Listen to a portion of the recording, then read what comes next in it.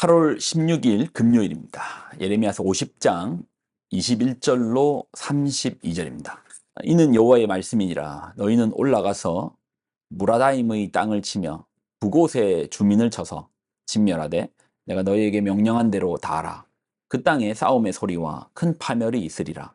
온 세계의 망치가 어찌 그리 꺾여 부서졌는고, 바벨론이 어찌 그리 나라들 가운데 황무지가 되었는고. 바벨론아, 내가 너를 잡으려고 올무를 놓았더니 내가 깨닫지 못하여 걸렸고 내가 여호와와 싸웠으므로 발각되어 잡혔도다. 여호와께서 그의 병기창을 열고 분노의 무기를 꺼내면 주 만군의 여호와께서 갈대아 사람의 땅에 행한 일이 있음이라. 먼 곳에 있는 너희는 와서 그를 치고 그의 곡간을 열고 그것을 곡식더미처럼 쌓아 올려라. 그를 진멸하고 남기지 말라. 그의 황소를 다 죽이라. 그를 도살하려 내려 보내라. 그들에게 화 있도다. 그들의 날, 그 벌받는 때가 이르렀음이로다. 바벨론 땅에서 도피한 자의 소리여, 시온에서 우리 하나님 여호와의 보복하시는 것, 그의 성전에 보복하시는 것을 선포하는 소리로다. 활 쏘는 자를 바벨론에 소집하라. 활을 당기는 자여, 그 사면으로 진을 쳐서 피하는 자가 없게 하라. 그가 일한 대로 갚고 그가 행한 대로 그에게 갚으라. 그가 이스라엘의 거룩한 자 여호와를 향하여 교만하였습니다. 그러므로 그날에 장정들이 그 거리에 엎드려지겠고 군사들이 멸절되리라. 여호와의 말씀이니라. 주만군의 여호와의 말씀이니라. 교만한 자여, 보라, 내가 너를 대적하나니 너의 날 곧 내가 너를 벌할 때가 이르렀음이라. 교만한 자가 걸려 넘어지겠고 그를 일으킬 자가 없을 것이며 내가 그의 성읍들에 불을 지르리니 그의 주위에 있는 것을 다 삼키리라. 아멘. 기도하겠습니다. 하나님, 주신 하나님 말씀을 오늘 한 날도 붙들고 삽니다. 말씀의 준엄함 속에서 우리가 나아갈 바와 우리가 살아내야 되는 방향들이 분명히 잡히게 하여 주옵소서. 영광을 드립니다. 예수님의 이름으로 기도드립나이다. 아멘. 바벨론의 심판입니다. 어제 본문에서 하나님은 익명의 한 나라를 이제 부르셔서 바벨론을 공격하게 하는 거예요. 우린 역사를 통해서 이미 그 나라가 어떤 나라인지 알죠. 근데 예레미야 입장에서는 아직 그 나라가 어떤 나라인지 몰라요. 예레미야 이후에 일어나는 사건이니까 예레미야 입장에서는 그 나라가 어떤 나라인지 모르겠죠. 그 나라가 어딥니까? 메대 땅과 병합하여 북쪽에서 세력을 키워온 바사, 페르시아입니다.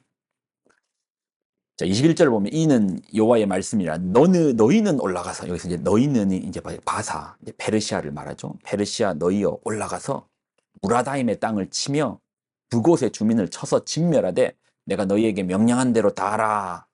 하나님께서 페르시아에게 명령하는 거예요. 무라다임 땅을 치라. 그곳의 주민을 쳐라. 하나님 바벨론을 심판하시기 위하여 페르시아를 부르시고 페르시아에게 무라다임과 북곳을 치라고 합니다. 무라다임 지역과 북곳 주민을 치라고 하는데, 여기서 이제 무라다임은 남부 바벨론 지역을 지칭하거든요. 그리고 이제 북곳은 이제 동부 바벨론의 부족을 지칭하는 겁니다. 그러니까 이제 바벨론의 동쪽과 남쪽에 있는 지역을 치라. 문자적으로 보면 이제 그렇죠. 그럼 이제 북쪽하고 서쪽은 놔두라라는 말입니까? 네, 이제 그런 의미가 아니고요. 사실 이제 이 속에는 언어 유희가 담겨져 있습니다. 이제 예레미야 속에 예언서다 보니까 이제 언어적인 유희가 많이 담겨 있거든요. 언어 유희는 이제 일종의 이런 거죠. 그대 내게 행복을 주는 사람, 그대 내게 행복을 주는 사람. 근데 이제 그 어디서 이제 간판집에서 이제 이렇게 썼더라고요. 그대 내게 햄버거 주는 사람. 이게 언어 유희죠. 근데 이제 이런 언어 유희 속에는 이제 말에 뼈를 씹는 경우도 있습니다. 네가 하는 말이 다 맞아. 그러니까 네가 맨날 맞지. 다 맞아. 그러니까 네가 맨날 맞지. 말에 이제 언어 유희로서 이제 말에 뼈를 씹는 거죠. 이번 이제 무라다임이란 지역은 지역 의미도 있지만 이것이 이제 언어적으로는 이제 불순종하다, 반역하다라는 뜻이 이제 마라에서 파생된 단어거든요. 브고스는 이제 심판하다, 처벌하다. 이제 파생된 언어입니다. 그런데 이 지역을 딱 꼬집어서 뭐 바벨론의 남쪽이니 동쪽이니 하기보다는 오히려 하나님께서 이제 페르시아에게 불순종하고 또 처벌, 이제 심판받을 그 땅을 진멸하라라고 이제 우리가 언어 유의적으로 해석할 수 있는 것이죠. 우리 24절을 보면 바벨론아 내가 너를 잡으려고 올무를 놓았더니 내가 깨닫지 못하여 걸렸고 내가 여호와와 싸웠으므로 발각되어 잡혔도다. 하나님께서 바벨론에게 넘어지게 만들기 위해서 올무를 놓았대요. 올무를 이제 다 보이게끔 두진 않잖아요. 걸려 넘어지게 만드니까 모르게끔 해가지고 그 속에서 걸려 넘어지게 만듭니다. 그 덫에 걸리게 만듭니다. 일종의 함정이라는 거죠. 하나님께서 바벨론에게 함정을 둔 거예요. 근데 실제로 바벨론이요, 역사에서 보면 한순간에 망하거든요. 왜 망하는가? 올무에 걸렸기 때문입니다. 내용이 딱 맞아요. 다니엘서에도 이 내용이 기록되어 있는데, 역사가 헤로도토스, 역사의 아버지라고 하더라고요. 헤로도토스의 내용에도 바벨론의 최후의 날에 이런 기록이 있습니다. 적이 쳐들어왔는데 정작 바벨론 사람들은 적과 대항하여 싸운 게 아니고 술 파티를 벌이고 있었대요.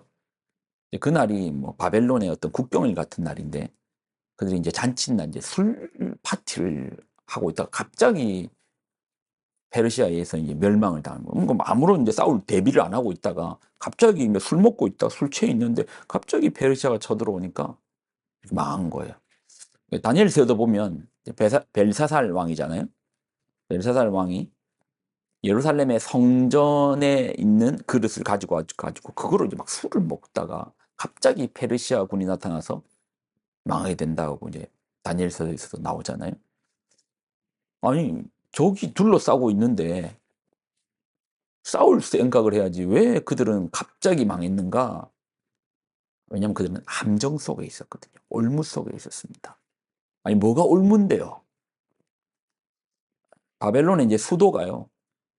바벨론 땅의 수도가 바벨론입니다.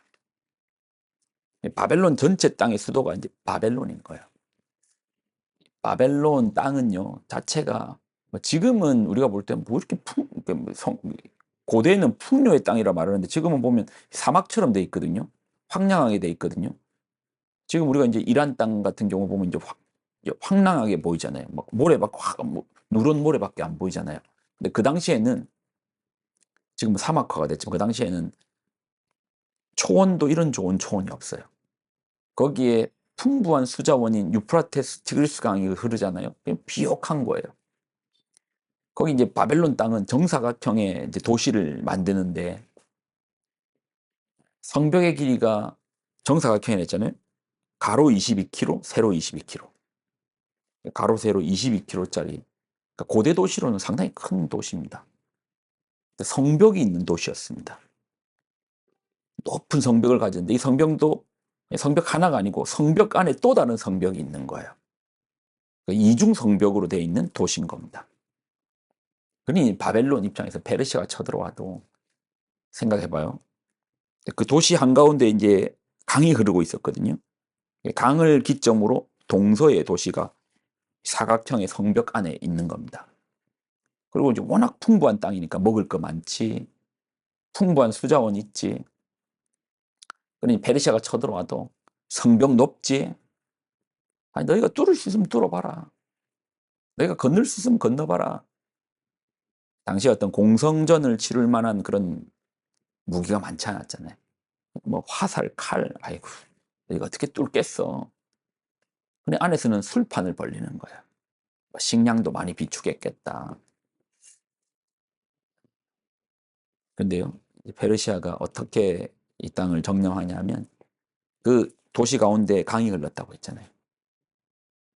근데 이제 페르시아의 고레스가 그 제방을 열어가지고요, 물을 빼버리는 거예요. 높은 성벽으로 넘어올 줄 알았는데 물을 다 빼버리니까 강물을 말려가지고 그 강 따라서 걸어서 이제 들어와 버리는 겁니다. 생각도 못했던 전술로 이제 들어와 버린 거예요. 그러니까 이제 당연히 안 쳐들어올 줄 알았는데, 못 넘을 줄 알았는데, 바벨론 그래서 잔치를 벌이고 있었는데 아무런 방비 없이 한 번에 당하는 겁니다. 허망하게 당하는 것이죠. 우리도 그럴 수 있습니다. 우리가 이제 견고하다, 나 안전하다, 이쯤 모아놨으면 됐지, 이 정도 잘 살면 됐지, 내가 이 정도 인맥 있으면 됐지, 이 정도 힘 있으면, 돈 있으면, 바벨론이라는 거죠. 그게 뭐라는 겁니까? 나 안전하다, 끄떡없다 생각했는데 그게 뭐라는 거죠? 올무라는 거예요. 함정이라는 겁니다. 여러분, 우리의 완전하고 온전한 피난처는 나의 피난처 대신 주님을 찬양합니다. 예배합니다. 그분밖에 없어요. 하나님밖에 없습니다. 오히려 나를 안정케 한다라고 하는 게 우리의 함정이 될 수 있습니다. 거기에 의지 두지 마십시오. 거기에 마음 두지 마십시오. 그것이 나를 지켜줄 것이다 착각하시면 안 됩니다. 우리의 유일한 피난처는 우리 주 예수 그리스도, 우리 하나님밖에 없습니다. 기도할까요? 하나님, 우리의 피난처 되신 주님을 찬양합니다. 우리의 피할 날에 방패 되시고 산성 되시는 주님을 높여드립니다. 주님, 오늘 한 날도 주께로 피합니다. 주님께로 나아갑니다. 우리를 인도하여 주옵소서, 보호하여 주옵소서. 영광을 드립니다. 예수님의 이름으로 기도드립나이다. 아멘.